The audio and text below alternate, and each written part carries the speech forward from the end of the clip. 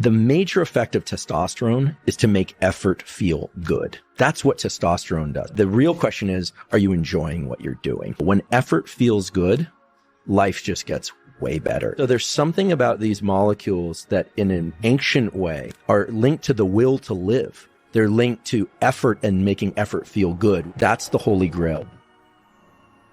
There's a very interesting relationship between testosterone and dopamine. So dopamine and testosterone are closely related in the pituitary system. And obviously, testosterone comes from the adrenals and from the testes. But the major effect of testosterone is to make effort feel good. That's what testosterone does. It has other effects too, right? Reproductive effects, androgenizing parts of the body, etc. But it makes effort feel good. The testosterone molecule is synthesized from cholesterol. Cholesterol can either be made into cortisol, a stress hormone, or testosterone, but not both. So you have a limited amount of cholesterol and it gets diverted towards stress or this pathway where effort feels good. Mm-hmm. That's the pathway you want to get into. The anger pathway, if we were to just kind of play a mind experiment here, the anger eventually is going to divert more of that cholesterol molecule to cortisol and stress, and you will be slowly depleting testosterone. Now, going into this, you'll have plenty of testosterone, but after a couple days, there have been very interesting studies showing that testosterone doesn't necessarily drop with sleep deprivation. That's a bit of a myth. The real question is, are you enjoying what you're doing? If you can just convince yourself, or ideally, if you can just enjoy yourself, you are going to maintain or maybe even increase testosterone stores, which will make effort feel good. And to me, aside from neuroplasticity, where everything becomes automatic after this experience, to me, that's the holy grail. When effort feels good, life just gets way better. And we're not talking about achieving the reward. I'm not talking about the end of this thing. I'm talking about the process of it feeling really good. And so there's something about these molecules that in an ancient way, in all organisms, all mammals, as far as we know, are linked to the will to live. They're linked to effort and making effort feel good, which has been fundamental to the evolution of our species. I always say, people think that the opposite of testosterone is estrogen, but it's not.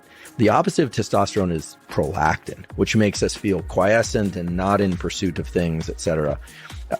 Testosterone makes effort feel good.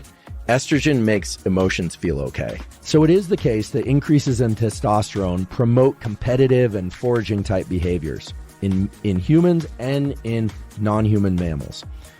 But it's also true that competition itself can increase androgens such as testosterone. And so we all know, because now we've been told a lot in the last decade or so, that getting proper sleep is important for all these aspects of health. Getting proper sleep can really offset all the reductions in testosterone and estrogen and reductions in fertility that occur if we don't get enough sleep. But seldom is it discussed how sleep actually adjusts things like testosterone and estrogen. So the simple version of this is getting your breathing right during the waking hours, meaning primarily, unless you're working out really hard or there's some other reason why you're maybe eating or speaking, you need to be breathing through your mouth, you should be a nose breather. There's really good evidence for that now.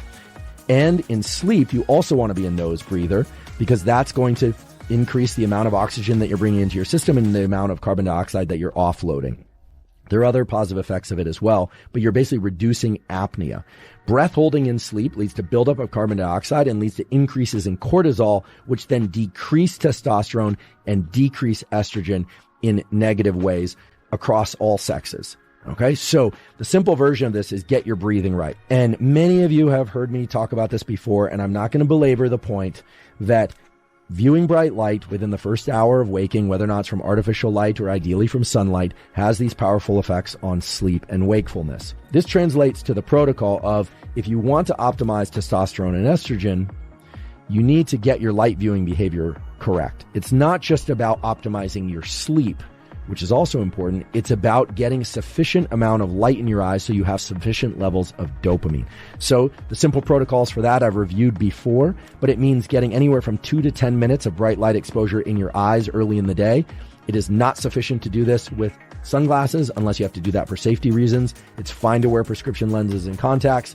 If you can't get sunlight for whatever reason, you want to use bright artificial light. The other aspect of light viewing behavior that's extremely important is to avoid bright light exposure to your eyes in the middle of the night. If you're viewing bright light in the middle of the night, you are suppressing dopamine release. If you're suppressing dopamine release, you are suppressing testosterone levels. Heavy weight training, but not weight training to failure, where completion of a repetition is impossible, but where basically people are working at anywhere from like 70% to 95% of their maximum, or sometimes even going right down to their 1 repetition maximum, leads to the greatest increases in testosterone. There's clearly a influence of hard work at the neural level and then at the muscular level for increasing testosterone. So now let's talk about the role of specific compounds, many of which can be taken in supplementation form or extracted from diet and nutrition in order to optimize sex steroid hormones.